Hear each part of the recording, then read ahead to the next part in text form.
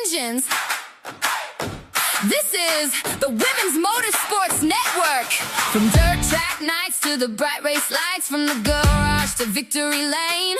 Women are rising, chasing the dream, with horsepower running through their veins. Women's Motorsports Network. Hear those engines roar. Stories of courage, speed, and heart, like you've never heard before. Fuel her future, fuel her dreams. Every lap we celebrate. Women's Motorsports Network. Let's hit the track. Let's hit the track. Women's Motorsports Network. Connecting and celebrating women in motorsports. One story at a time. Let's talk about something that doesn't get enough attention in racing. Lift and jack safety. We spend so much time focused on what happens on the track, but what happens in the shop or at the track matters just as much. That's where Freedom Race Lifts comes in. They're on a mission to provide safer, more efficient, and innovative battery-operated vehicle lifts and jacks built specifically for racers, teams, and home mechanics. No hoses to trip over, no complicated setups. Just dependable, safer lifting power designed to keep you safe while you work. And here's what I love most. They're already huge supporters of women in motorsports, helping create opportunities and safer environments for racers of all ages. So whether you're wrenching in your garage or at the track, make safety part of your routine. Freedom Race Lifts, because being fast is great, but being safe is everything. Visit freedomracelifts.com today. Saving lives one lift at a time. Use coupon code Melinda at checkout for a special discount. Gratitude doesn't have to wait for a stamp anymore. Now, with send-out cards, you can send a heartfelt digital card straight from your phone, tablet, or computer instantly. Whether it's race day thank you, a thinking of you moment, or just because someone deserves a little love, you can add a photo, write a personal message, and send it to anyone, anywhere in the world. It's just $10 a month for unlimited digital card sends. No limits, no stress, just connecting. So if you've been meaning to reach out to lift someone's spirits or to celebrate a moment, now's your chance. Send a card, change a life, and share your heart. Go to sendoutcards.com/53240 and start sending smiles today. That's sendoutcards.com/53240. Ladies, are you tired of stuffing your phone in your bra or dropping it mid-scroll? Say hello to Save the Girls, stylish touchscreen purses that let you text, talk, and scroll without ever taking your phone out. Yep, no more digging, no more cracked screens, and definitely no more sweaty phone moments. Fashion meets function, and your phone stays safe, clean, and accessible. Grab your perfect purse today at SaveTheGirls.com, because pockets are overrated and you've got things to do. Save the Girls, where style holds it together. Hello, everyone. This is Melinda Russell with the Women's Motorsports Network podcast. And my guest today is Katrina Gray. And Katrina comes to us from a land across the ocean. And I'm going to let her tell you about that. I'm so excited to have her on.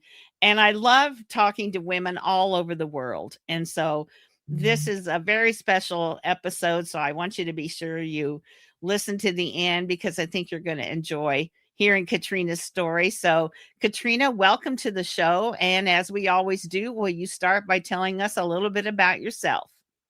Yeah, so hi, I'm Katrina. Most people call me Kat. I live in a very small town called Mablethorpe on the east coast in Lincolnshire in the UK. So I've got no pets, but I have got 2 teenage children, which keep me very busy. Absolutely. They will keep you busy. And at some point, they'll give you some gray hair. So just look at that. So Katrina, you have Katrina's School of Motoring. So I know you love motorsports. How did you get involved in motorsports? So it started by, I'm a driving instructor by trade. And I used to do under 17s driving on a circuit, because in the UK, under 17s are not allowed to go on the road. So we used to hire a circuit, and then I used to teach them on the track. And my husband used to bring his Westfield kit car as a VIP option. And then I decided to go out in the kit car after I'd finished with the teaching, and I just got a bug for getting on circuit. So it all stemmed from there, really.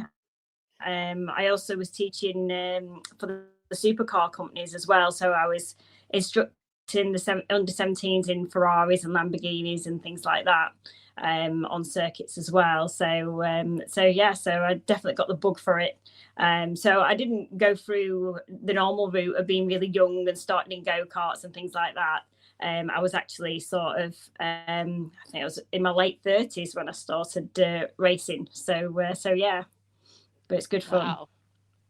So if you're under 17, you're not allowed to drive on the regular roads there. Is that what I understood you to say?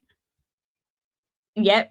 So yeah, Okay. and it's private over here, so they have to pay for lessons over here. It's not part of the curriculum at school. Okay. All right. I think the United States, a lot of schools have kind of gone to that as well, because it's gotten more expensive and kids have to pay to take driver's training away from the school. When I was in school, one of the teachers taught us how to drive, which is kind of scary when I think about it now. He was no expert, I can tell you that. That's for sure. So so when you say you are racing in a series, tell me about that. What is the series and what kind of cars? And tell me all about that. So I'm currently racing my Mini Cooper R53. So it's a supercharged Mini. And I race that in something called track action. And in track action, there's 4 different sort of categories. So I'm in the German category. So I race against the German cars, but I'm also, all 4 of us racing the same race together, basically. So we have the Nippon for the Japanese cars. We have the Peugeots for the French. And I can't think what the other one is. But yeah, there's 4 of us in total. Okay. And how long have you been doing that? I've been racing 9 years, but I've done a lot of different racing. So I started out in Citroën C1s, which were just 1 litre petrol cars, front wheel drive. And then I used to do endurance racing, which was 3 hours. 1 hour each, but you had a team of 3. Then I went on to C1 sprint racing, and I did that in the UK and Scotland. And then I moved on to the Focus Cup Championship, which was diesel Ford Focus engines, still front wheel drive.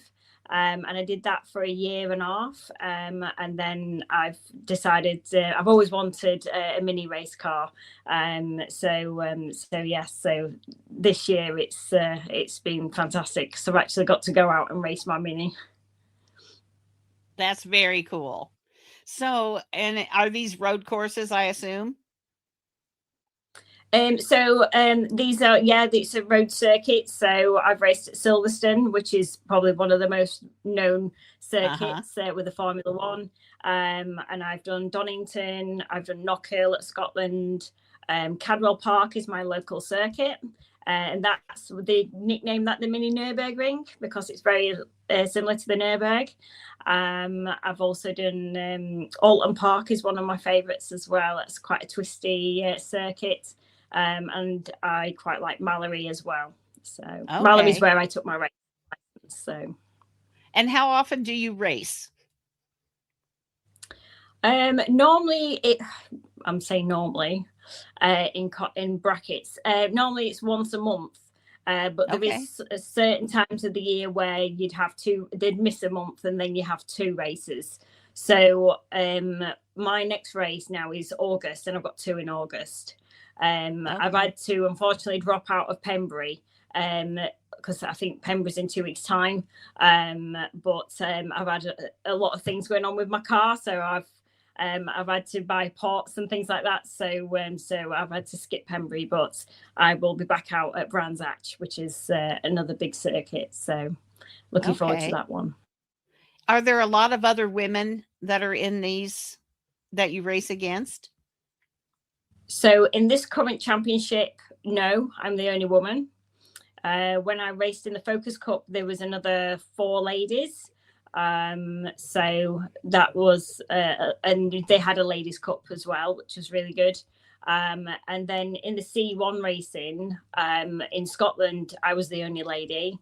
But in the UK C1s, there was a few of us, probably about 4. But yes, not that many, in fairness. Okay.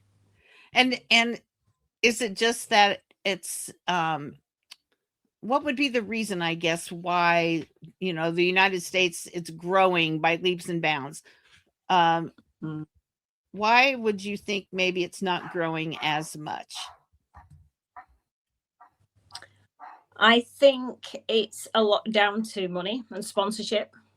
I think women find it hard for sponsorship in a sort of in a male orientated sort of sport, which is strange because the things that we have, the products, the hair stuff and makeup, you would think that a lot of companies, big companies, will get involved with things like that, but they don't, I'm afraid. And also, I think now we've got the Women on Track in the UK. I think that's really started to push young women up through go-karting.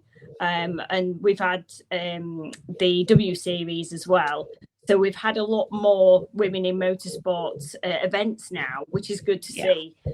So there is a slow improvement of getting women into motorsport, and there's things like this with the podcast and things like that, all highlighting to women that you can get involved, which is really, really good. Right. I'm glad to hear that it's changing and that it's getting, you know, more women. And you're right, you know, a lot of times if women or little girls or parents don't see other kids, you know, other little girls or other women in it, then they just don't think that their child or that they can do it. But when they see someone like you, Katrina, who's involved and that, then it encourages other women to get involved and see what that's all about. No, I absolutely love it in the paddock when I've got the little girls coming up and wanting my autograph and wanting pictures inside the car. And I'm all for that. I'm like, go and sit in the car, and they're asking me questions, and it's just lovely to see. It really is. Yeah, it really is, because it's a great sport for women to be involved in, and I wish more women would take a look at it, because it's something you can do a long time in life. It's not something that you know, it's not tennis or basketball where your career is pretty short. You know, you can race for a long time, or be involved with racing at least for a long time. So tell me about your School of Motoring. What is that all about? So I'm a driving instructor by trade. I've been a driving instructor for 20 years. And even when I got into driving instructing, I was only one of 4 out of about 56 instructors in my area. So again, it was very much male dominated. And I just, I spend 6 days a week teaching 17 all the way up to 76, I think my oldest student was, year old, how to drive a car. So that definitely keeps him busy. Yeah, absolutely. So like, are you affiliated then with any of the schools, or how do people find you as far as your company? So I have a website and I've got a Facebook page. Most of my work, because I'm self-employed, we have a license with the government, and we get assessed every 4 years to just make sure that we're teaching correctly. But other than that, most of my work just comes from word of mouth, from people that passed the test and friends of friends and things like that, which is good. Yeah. So referral is a big part of your business. Yeah.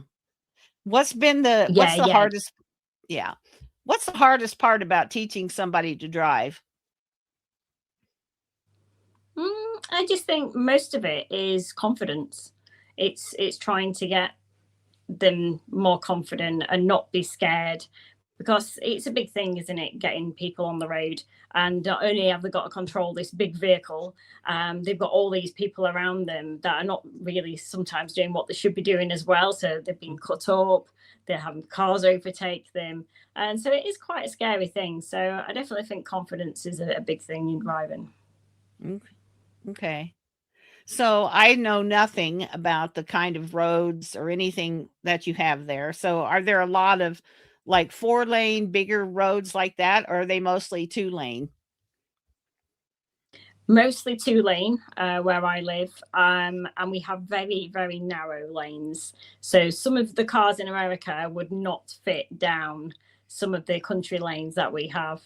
And we have quite a few roundabouts as well. So I know I've not been to America yet, somewhere that I want to go, but I've heard that there's not many roundabouts in America. So no, roundabouts are a newer thing. Now it's funny that I live in Kalamazoo, Michigan, and we have quite a number of them, but it's only been in the last maybe 5 years or so that they've started putting the roundabouts in. And then two of my daughters live in Arizona, and they've had roundabouts there. That's where I first encountered them.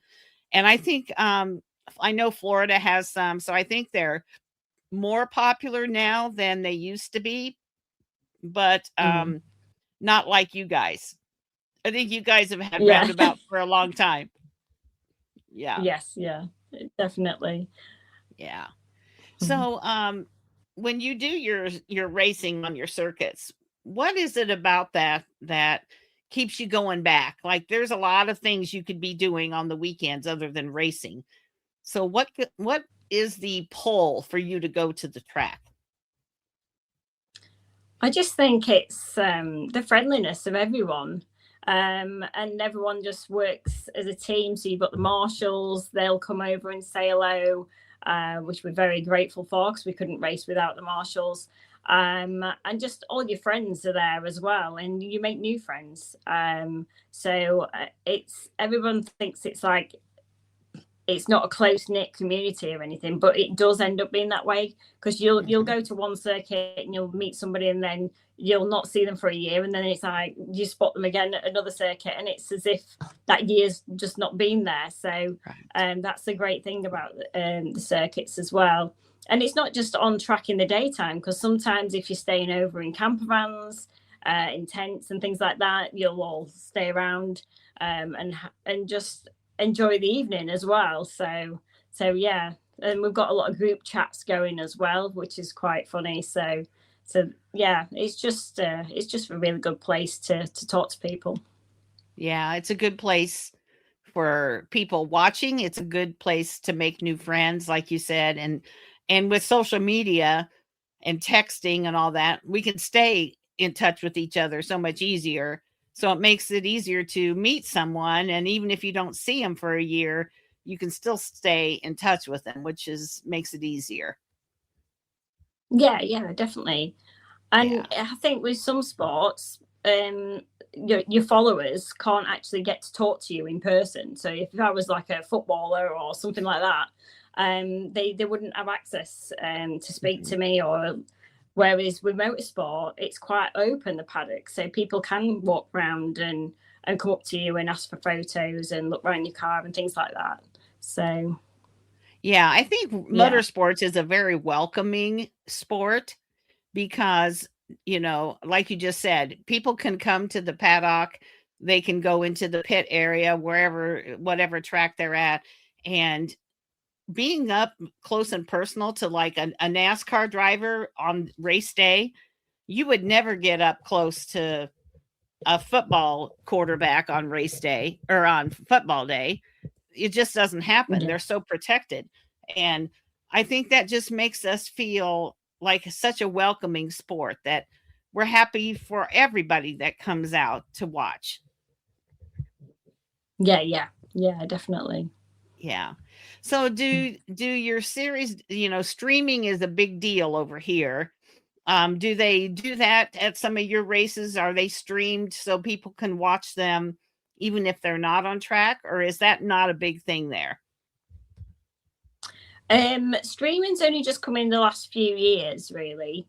So my races are live streamed on YouTube. And they're on Bark, because Bark are the people that run the actual race meets. So it comes under BARC. But they do have interviews. So we do get interviewed quite a bit before and after the race. But other than that, they don't really film much in between, unless it's a big sort of race like the truck racing and things like that. Then you'll see more footage of what goes on in the background. Okay. But it's definitely got back. So what would be the most popular kind of racing, like where you live in London? Because like over here, it's NASCAR and IndyCar and somewhat F1. What would be the most popular series in London? Formula One is obviously the biggest one, but we have British Touring Car. So this is like every 2 weeks, and it's shown all day, and they have support races as well. But yeah, I would definitely say the British Touring Car Championship is one of the second biggest thing that we have over here. Okay. Yeah. That sounds fun. Something different. Yeah, I mean, it's normal road cars, but obviously they've souped them up. Sure. So obviously for the circuit, and I think that's why people like them, because it is a standard car made into a race car. So they sometimes prefer that over the F1, right, because the cars are just like your everyday cars. So so yeah, sounds a little more. Racing. Yeah, so it sounds a little more like NASCAR, where the cars are souped up, but they're still Toyota cars or whatever. So, yeah, I can see why that would be popular for sure. So, Katrina, if you had a mother come up to you at a race and ask you if you thought motorsports was a good sport for, say, her daughter to get involved in, what would you say to that? I'd say, yeah, definitely. I would give them the opportunity to come to the circuit and spend a day as well on a race weekend. So yeah, definitely. Yeah, because it's one sport where you can compete against the guys pretty evenly. Yeah, definitely. Yeah, it is. I think the only thing that they say to me is my weight. They'll say, "Oh, you're lighter." Because in my championship at the minute, sort of, I don't have to have ballast. So the more weight I lose, the lighter I get. So I could get faster than them. But then equally, with what I'm racing at the minute, they can go out and they can spend more money on their car to make it go faster. So whereas other championships that I've done before, that they're very strict on the weight. So we've all got to be the same weight. So then I had to carry the ballast then. So it was more fair. But I don't need to do it in this championship. So. Okay. Yeah. I hadn't even thought about that part of it, but that's pretty interesting. Yeah. I don't think that's the same as NASCAR. Yeah. NASCAR, it has to be a certain weight. Yeah. Right. So it's similar to that. Yeah. Interesting. What's your race season? When does it start, and about how long through the summer and that? How long are you able to race?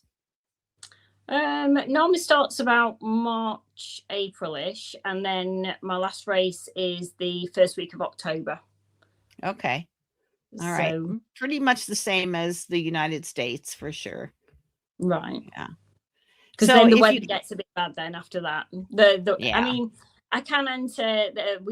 I've done something called the plum pudding, which is Boxing Day, and it is really, really popular because obviously everyone's not at work. It's just after Christmas, so it's really good atmosphere. So I've sometimes entered into that, and it's just a fun race. All different makes and models of race car, just all race and have 2 races. So that's always been good, but that's just a separate thing. It's just a one-off thing that they do in the year. That sounds fun. Sometimes those kind of races are the best. There's no pressure. It's just go out and have fun. Yeah. The crowds definitely make it at that event. I love the plum pudding. I think it's such a good race. But it always rains. Yeah. Or it's really icy. I'm sure that's a cute name too, the plum pudding. I think that's pretty cool. Yeah. So what's your goals? Do you have goals for the year or even down the road? How do you see yourself staying involved in motorsports? I think just my main goal is just to have fun. And obviously I'm quite competitive, so I do want to win something, a trophy, or even, I mean, most of the time, I just aim for the top 10. If I get in the top 10, then I'm happy. But yeah, it's sort of, I'm not under as much pressure this year because it is mixed class racing. I suppose if some more minis join me, then I'll have more of a sort of competition head on, but at the minute I'm battling different cars with some a lot faster than me, so I just have to do my best then. But yeah, so I'm not strict with my goals this year as what I have done previously, like last year. Okay, that takes the pressure off and kind of makes it fun, and sometimes we just want to have fun. We just want to have fun. Yes, yeah, definitely. Yeah, for sure. So if you came to the United States, do you have a track that kind of is your bucket list where you'd really like to go watch a race? I haven't got a set track but I really want to come and see the NASCAR. Definitely. Okay. All right. That's my favorite is NASCAR. I've gotten to enjoy a lot of other types of racing too, but NASCAR is my favorite as well. So I would highly encourage you to put that on your list of places to come. And there's so many good tracks that, you could come and spend the whole summer here traveling from track to track, but I think you would really enjoy it. So I encourage you to do that at some point for sure. So Katrina, is there anything that we haven't talked about you or your racing or your teaching that I've overlooked that you would like to share? No, I think we've covered everything. Okay. All right. And you said you have a race coming up in August. You're going to have 2 races. So you've got a little bit of time to get that car fixed and running great. And then August will be here before you know it. The summer's going fast already. It is. Yeah, definitely. Yeah, it is. Well, I want to thank you for being on, and I really appreciate your time. And I know it's evening there or it's 8:30 or so there, I think, if I've got my time right with you. And I appreciate that you wanted to do this, and isn't it amazing and wonderful all together that we can live so far apart and yet we have common interests and we can see each other face to face and we can have a conversation. And I just think that's one of the most fun things about what I do is that I can talk to somebody from London and just have a great conversation. And you would think you were just down the road from me. Yes. Yeah, definitely. No, it's really good. It's fantastic. Yeah. Thank you ever so much. Oh, you're welcome. And thank you again for being on. No problem. Thank you. Take care. Start your engines. This is the Women's Motor Fun Network.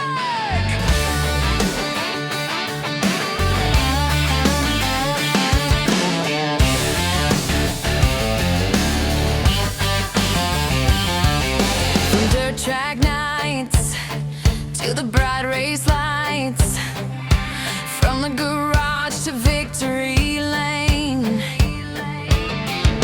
Women are rising, chasing the dream, with horsepower running through their veins. Women's Motorsports Network, hear those engines roar. Stories of courage, speed and heart like you never heard before. Fuel her future, fuel her dreams. Every lap we celebrate. Women's Motorsports Network.